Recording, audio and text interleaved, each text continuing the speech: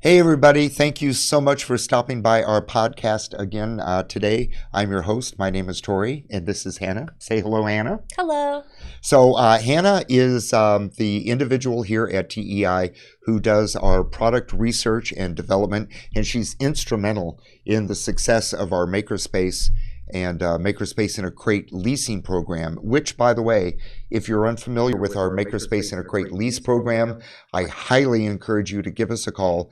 Let's have a conversation and see if it's a good fit at your library. It is awesome. And we've done another couple of podcasts on the Makerspace in a Crate, so we can kind of point you in that direction as well. So, Hannah, what would you like to cover today? So today we're actually going to be taking a look at two of the products that come in our robotics and coding crate. And that is going to be Sphero, which is a programmable robot. And then we're also going to take a look at and even build some Monsterbots, which is a TEI exclusive project. I love the Monsterbots. Yeah, it's awesome. Great for the kids. Your action has been fabulous. Okay, awesome. So let's go ahead and jump right into it. What do you say? Sweet. Yeah. Alrighty, so this is Sphero. Sphero is actually one of my favorite products that we carry in the Makerspace department. We have a couple of different robots that teach coding, and they're all excellent, but Sphero is the most all-inclusive product that we have. So Sphero is a gyroscopic robot, and it comes with two different apps that you can download to your phone or tablet. There's the basic Sphero app, which just lets you play games and drive Sphero.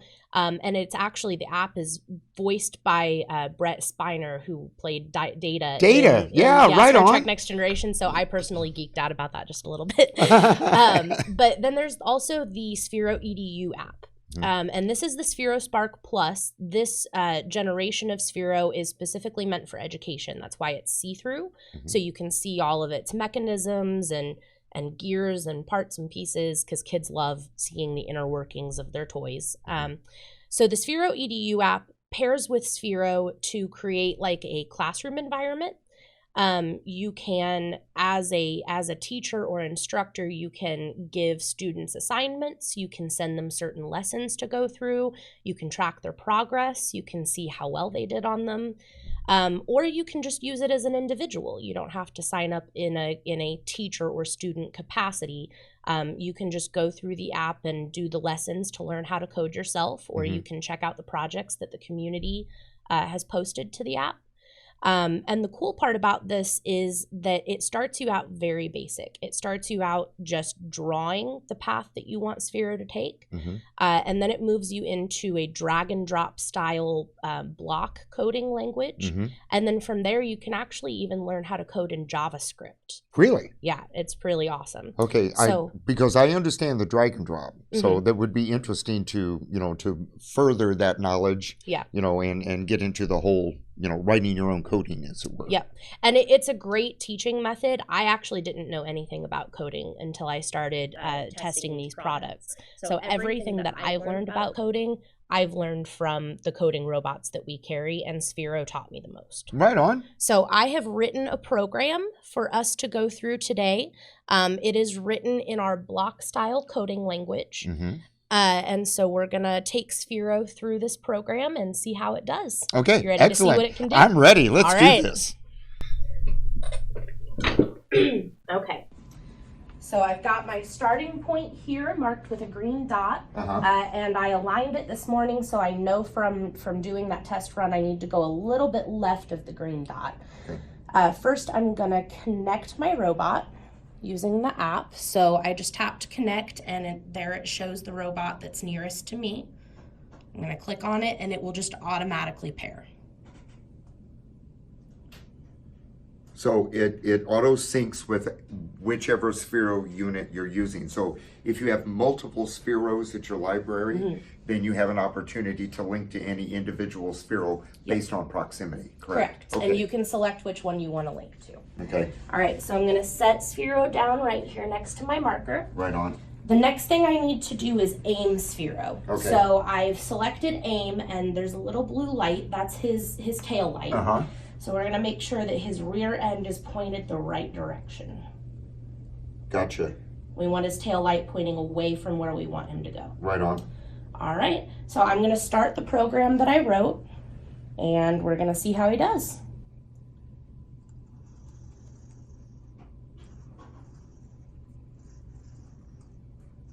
Well, this is awesome.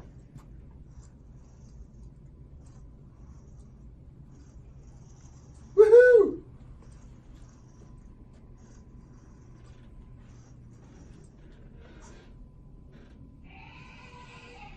Oh, an elephant charging noise?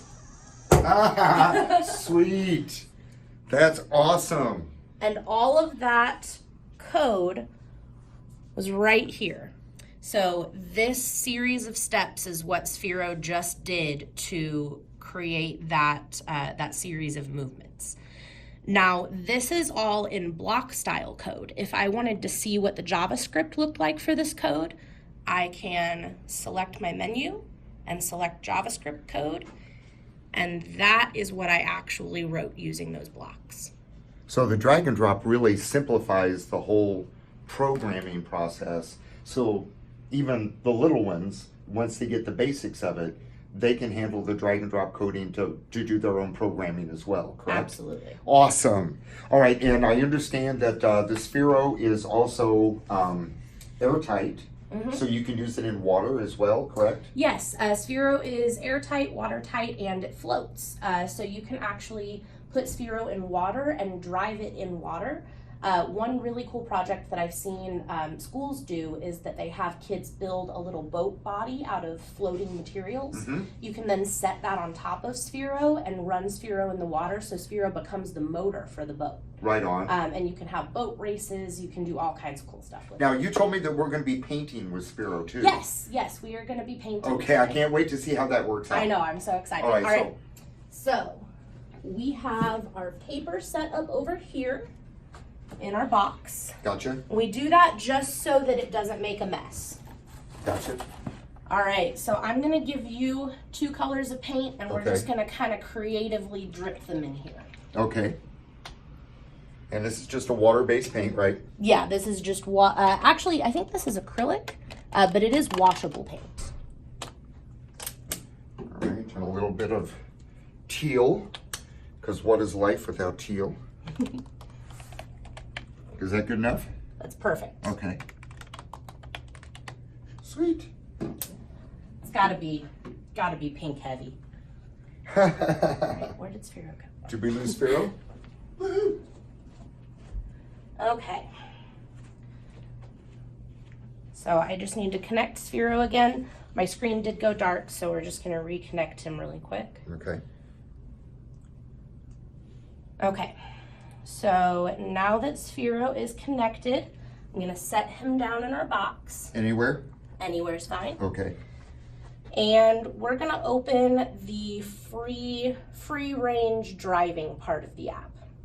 Okay, Evan, you might want to get a shot of this so that our folks know what we're talking about. So this is where you drive Sphero. Now from here, I can control Sphero's speed with this slider. That's slower and faster. I can control the brightness of the LED lights. That's brighter and dimmer. And I can control the color of the LED lights as well. And then this is where I steer Sphero. It's basically like a joystick. So we're just gonna tap that and it drives. Right So now I'm gonna have you do this, Tori. Okay. Go ahead and drive Sphero around and we're gonna create a cool little art project. Right on. Oh, so you can make him spin? That's cool. All right, let's see if I can get him to the other end of the box.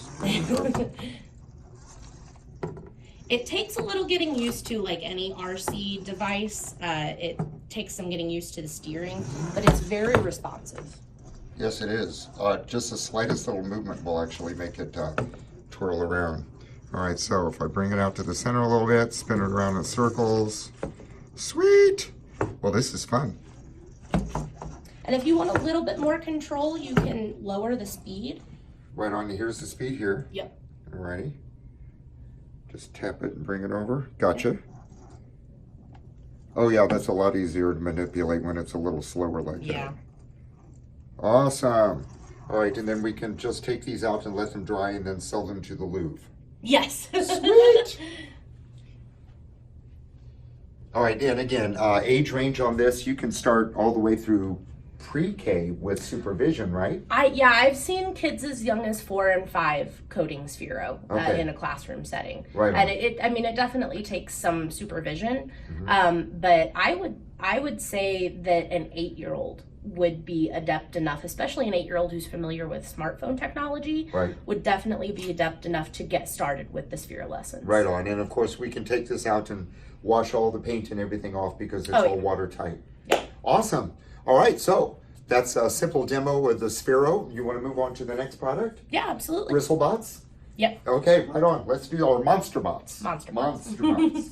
Well, that was fun. It was indeed, and I learned a little something more about coding in the process. So, And you did such a wonderful job. well, thank you very much. So I don't know if you noticed, but I am wearing one of our Ask Me About Makerspace buttons. We send these with every Makerspace crate so that the libraries can advertise the Makerspace crates to their patrons. Right. We also send them I Am a Maker buttons to give to their participants. Yeah. So, Tori, I think you've earned this. Oh, woohoo! I'm a maker, I'm a maker, and I'm out of this world, and I can absolutely attest to that. All right, well, thank you very much for the bling. I appreciate it. Not a problem. You got a little Makerspace swag now. Sweet. Okay, so now we're doing Monsterbots? Yes. So this is our Monsterbots kit. It is very similar to another product that we carry, but this is actually a TEI exclusive. This was designed and put together by one of our production staff, and she did a wonderful job. That was Sky, right? Yes, Sky. Awesome. Thanks, Sky. So these are what they end up looking like, more or less. You do get to design your own and kind of make them look however you want. So they're cute little guys. And then this is what the kit looks like. Monsterbots on the outside. And when you open it up, we've got all sorts of goodies here. That's very colorful. Yes. So it comes with pipe cleaners to use for their little legs. We've got pom-poms and googly eyes for decoration. Sweet. We've got little monster finger puppets that you can glue on top. Oh, yeah, to use as their heads if you don't want to make their own. Okay, cool. We've got motors, and these are just little vibration motors. They've got a positive and a negative wire, and they touch the battery to make a connection. Right. We've got the cardboard bodies of the Monsterbots. We have printed instructions with pictures. Awesome. We've got double-sided tape. Now, you can use glue to put these together if you want them to be a little bit more permanent. We included double-sided tape, though, because it's less messy. It's a little easier to put together. And if they want to, they can take them apart when they're done and reuse the motors and the batteries. Oh, that makes sense. And then we've got our little coin cell batteries. So if a library is hosting a little Monsterbot program and they want to allow the kids to take their little units home, they can get additional batteries and little motors and such from us, correct? Yes, that is correct. Okay, excellent. All right. So, and I know that you put one together, Evan. I'm assuming that we can probably do a cutaway so we can get a little live action shot, right? Let's see one of these guys in action. Okay, excellent. All right, so here I have my assembled Bristlebot. It's really just 2 layers of cardboard put together with double-sided tape. There's pipe cleaners in the middle to act as his little legs or arms or tentacles or whatever you want them to be. On top, we have our coin cell battery taped to the top of the cardboard. We also have a little vibration motor here. Now, the red cord for the vibration motor is underneath the coin cell battery. And we are going to take the blue cord and place it underneath the corner of this tape. Let me peel it back just a little bit. I'm going to place it right there underneath the corner, and as soon as I touch it, it's going to start to vibrate. So I'm going to put that tape back down, and he should be good to go.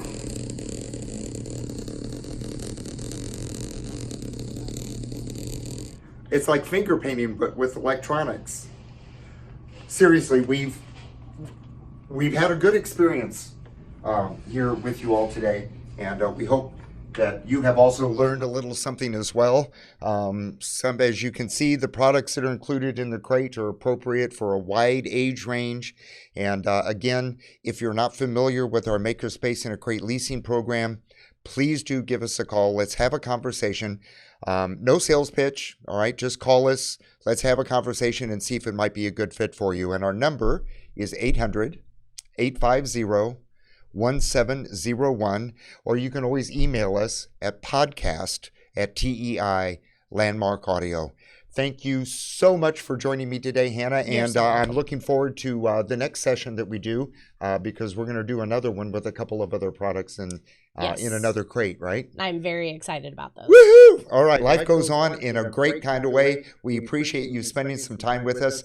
Thank you very much. Bye now.